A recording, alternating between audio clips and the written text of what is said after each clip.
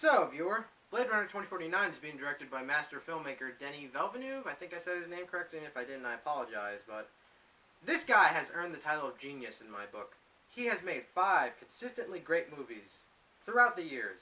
Prisoners, Enemy, Sicario, Arrival, and now Blade Runner 2049. And I have to say, this guy, he has knocked my expectations out of the park.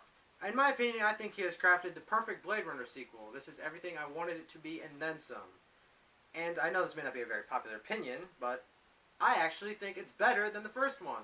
So with that being said, let me tell you my thoughts on Blade Runner 2049. So the first thing I think I should just mention on principle as a critic is this is one of the most gorgeous looking movies I have ever seen. Like, I've seen some good looking movies this year. Logan, War for the Planet of the Apes, John Wick 2, Baby Driver. All those are great looking, but this one is another class of its own. It has that kind of cinematography and shot composition where I look at it and I say, the cinematographer meticulously crafted every single scene to perfection.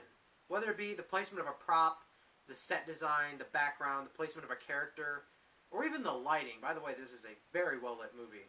This has genius shot structure, composition, and cinematography.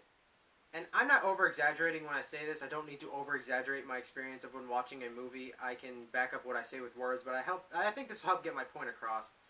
My jaw was dropped constantly, over and over and over again through this movie's cinematography.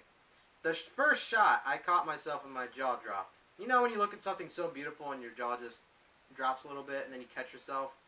Yeah, that happened a lot throughout this movie. So now that I think I've covered the shot structure quite well, I think, I have to say this story caught me off guard, as I assume it did a lot of other people, because from what I was led to believe by this genius marketing, can we just mention this really quick, the genius marketing? I love how they use shorts, like the Dave Bautista short to help build his character, and that anime short to help tell us what the Blackout of 2020 was. I've seen that anime one 10 times. It's amazing. If you haven't seen it, I'll leave a link down to it below.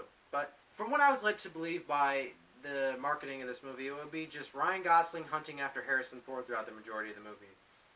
It wasn't really that at all. It was way more interesting and thought-provoking than that. One thing I really respect this movie for doing was, it's kind of like the first one in terms of being a detective movie, because if you break this movie down to its basic elements, I think it is a detective movie, like the first one.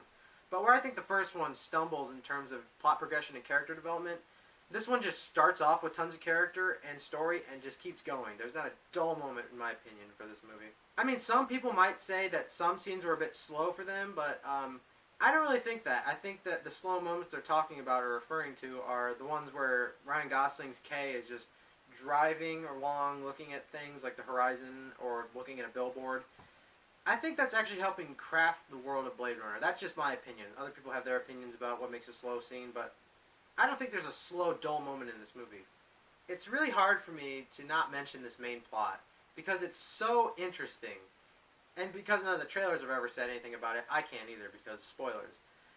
But it is so interesting on a philosophical level and just interesting on a sci-fi basic level. And I have to mention this ending. This ending is so genius. I mean, we've seen some really great endings this year, like Logan and War for the Planet of the Apes. All amazing endings. This one is in line with those genius endings. What they do is so awesome.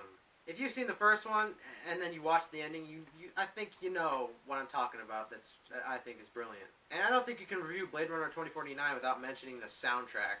The soundtrack and sound design of this movie, amazing.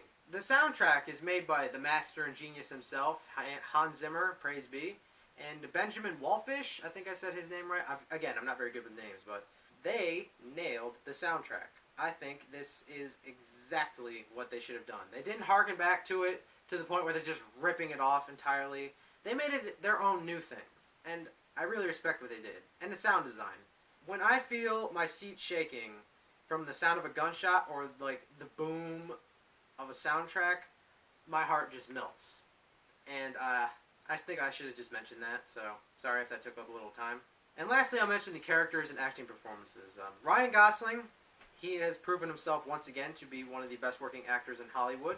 I kind of feared that they would just tread old ground with a Blade Runner character, with a Blade Runner-like character, like kind of how Harrison Ford was in the first Blade Runner, where he wasn't really he was an emotionless sponge. He didn't really care about replicants, and then as the movie progressed, he started to feel humanity for them and feel remorse for them.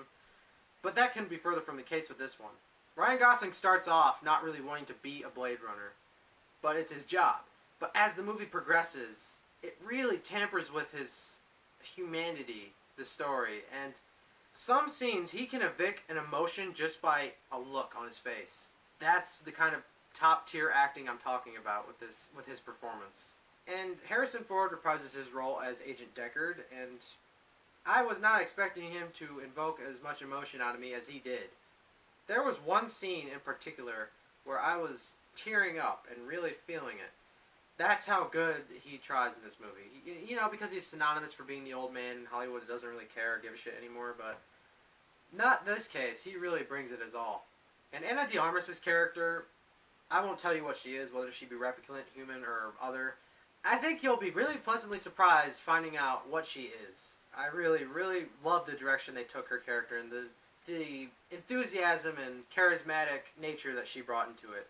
I think she can really break out in Hollywood with this movie. That's how good her performance was. And to summarize my thoughts on the characters and acting performances, everyone does good. So I think that about covers it. And I think you know what I'm probably going to give this movie. A 10. It is a genius masterpiece work of art. One thing I can really say I kind of wished was in a bit more. I wish Jared Leto was in it a bit more. Much like in Suicide Squad, he's not really in it for more than a handful of scenes, yet he's really prevalent in the marketing of the movie. But that's really like the only thing I can really come up with that I wish was in it more.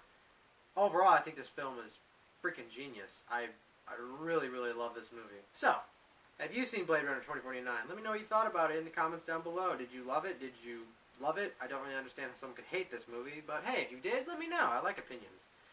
And, quick side note. I will be reviewing the first Blade Runner. I have opinions on that movie. I don't really think it's as genius as people make it out to be, but I'll save that for the review. Do all that YouTube stuff, and I'll see you for the next internet thing I do. Peace out, peeps. Appreciate your time.